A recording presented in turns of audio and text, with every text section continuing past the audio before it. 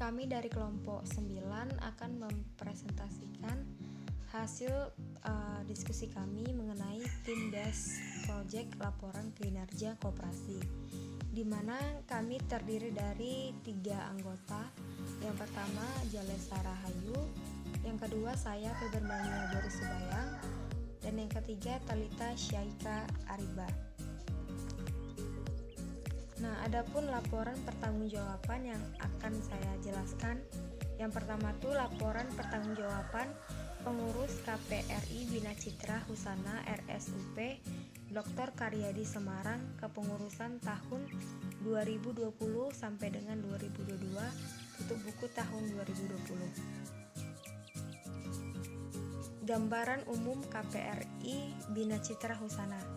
Nah, di sini KPRI Bina Citra Husana merupakan sebuah koperasi yang bergerak dalam bidang pelayanan konsumen yang dibentuk pada tanggal 14 Maret 1992 dengan nama Koperasi Pegawai Negeri RSUP Dr. Karyadi Semarang atau Bina Citra Husana dengan Badan Hukum nomor 11921 BH 6 tanggal 23 Juni 1992 yang kemudian dirubah menjadi KPRI Bina Citra Husana dengan nomor PAD 11921A BHPAD KW K11 tahun 1997 tanggal 22 September 1997 dan telah melakukan perubahan anggaran dasar tahun 2015 dengan nomor akta notaris nomor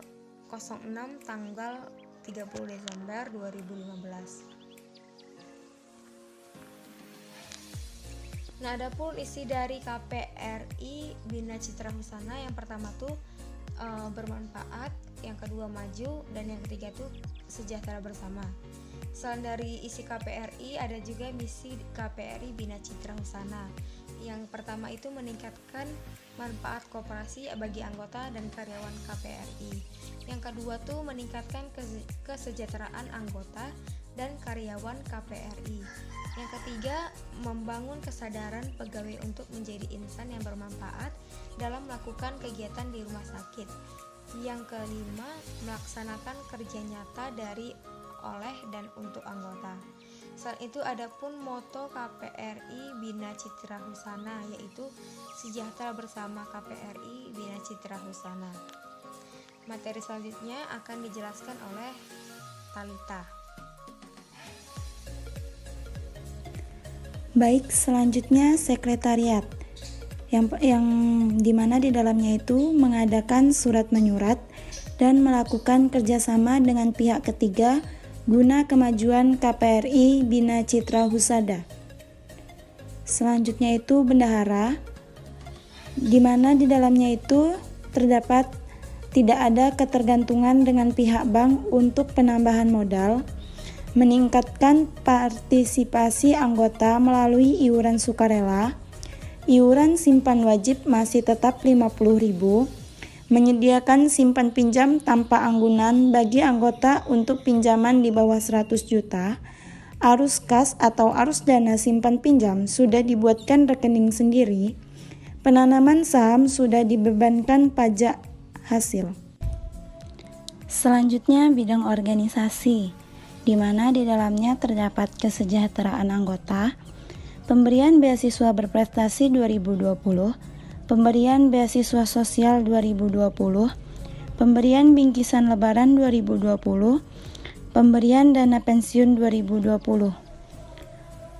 Selanjutnya bidang usaha, di mana di dalamnya yaitu meningkatkan usaha unit simpan pinjam, meningkatkan usaha pertokoan, melanjutkan jasa antar usaha darat ke PMI, menambah frekuensi pembiayaan kebutuhan anggota mobil dan motor, meningkatkan usaha barang dan jasa, meningkatkan usaha outsourcing melalui lelang PT KBH, meningkatkan usaha perparkiran. Baiklah, materi yang selanjutnya, penambahan sarana dan prasarana tahun 2020, peralatan sekretariat dan peralatan kafeteria, organisasi, kepengurusan, pengawas, dan karyawan.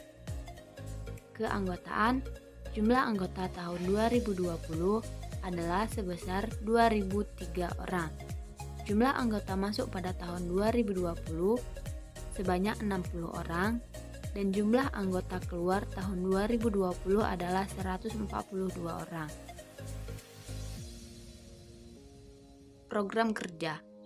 Yang pertama, pembukaan pembiayaan kebutuhan anggota atau Mobility Car ke-6. Yang kedua, pembukaan program tabungan umroh. Yang ketiga, program promo pinjaman untuk pegawai outsourcing. Yang keempat, penurunan suku bunga simpan pinjam. Yang kelima, pembukaan tabungan deposito. Yang keenam, pembukaan jasa cuci motor dan servis motor dan tap oli bagi pegawai. Yang ketujuh, rental mobil khusus antar pasien pulang. Yang kedelapan, pelatihan dan pengembangan sumber daya manusia. Yang kesembilan, perluasan usaha retail. Yang kesepuluh, pembayaran menggunakan e-money. Yang kesebelas, digitalisasi sistem koperasi. Yang ke-12, pembangunan gedung KPRI Bina Citra Husada. Yang ke-13, PT KBH mengikuti tender lelang di RSDK.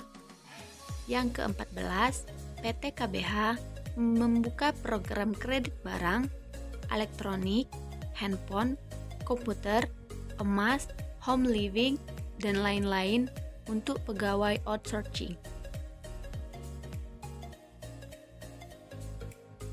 Baiklah, hanya itu yang dapat kami sampaikan.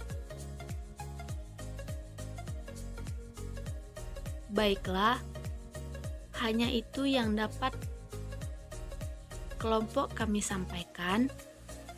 Lebih dan kurang kami mohon maaf.